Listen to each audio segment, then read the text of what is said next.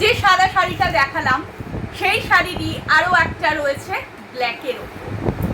যারা ব্ল্যাক শাড়ি পছন্দ করেন তাদের জন্য কিন্তু একদম ইউনিক একটা শাড়ি।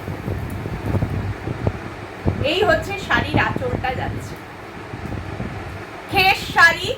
খেস শাড়ির ওপরে মেশিন এমব্রয়ডারি সুতোর কাজ করা রয়েছে, কিন্তু এটা হাতে সুতোর কাজ নয়, এটা মেশিনে সুতোর কাজ করা রয়েছে।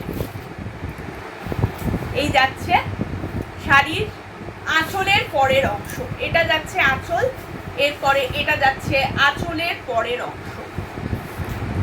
পুরো শাড়িটাতেই কিন্তু এরকম কাজ করা রয়েছে। এইটা যাচ্ছে কুচির দিকের অংশ।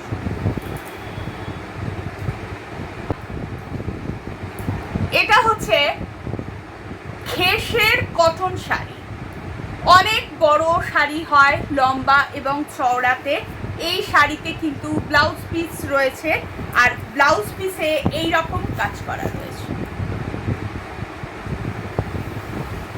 দুটো হাতাতে পড়বে, আর এই রকম একটা বর্ডার দেওয়া আছে।